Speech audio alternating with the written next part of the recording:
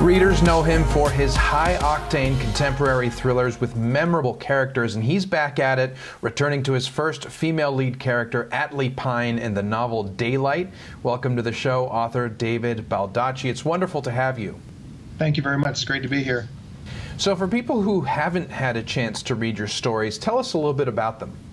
So Atlee Pine is an FBI agent, and 30 years ago when she was 6 years old, she and her twin sister Mercy Pine lived in rural Georgia, and a man kidnapped Mercy Pine and almost killed Atlee Pine, and 30 years later they have no idea what happened to her twin sister. And that one violent act destroyed Pine's life. Her parents divorced and then disappeared.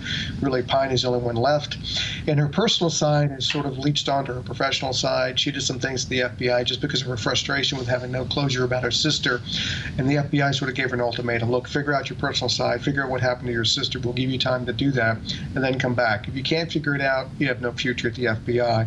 And really, the FBI is the only life she has. So she's been on a sort of across-the-country journey with her assistant, Carol Blum, from the FBI to try to find Mercy Pine. And in Daylight, this is the third book in the series, she has a lead that takes her to Trenton, New Jersey, where a guy lives who might be the grandson of the man who kidnapped Mercy all those years ago. And in the very first chapter, while she's trying to hunt this guy down, she goes to his house. She runs into literally another one of my series characters, John Puller, who is an Army investigator from the Criminal Investigation Division. And he's also looking for this guy because he thinks he's running a drug operation out of Fort Dix, New Jersey, which is a military installation, hence John Puller's involvement. So they team up. He helps her and she helps him, and they run down clues and they interview people, and they get involved in lots of stuff, lots of action, and lots of violence on their quest to try to find out, one, what's behind the drug operation at Fort Dix, and two, where's Mercy Pine? Wow, so much to unpack there. So what kind of research do you have to do prior to writing? I sort of fill out my battle plan. Where are the geographic locations? So I would go and visit those places.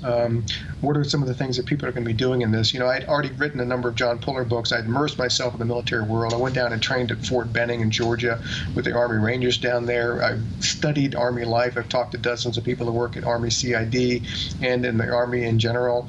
I've gone through, there's nothing more complicated than the United States Army. They are the most bureaucratic organization I've ever seen in my whole life. If you think the IRS is complicated, check out the Pentagon.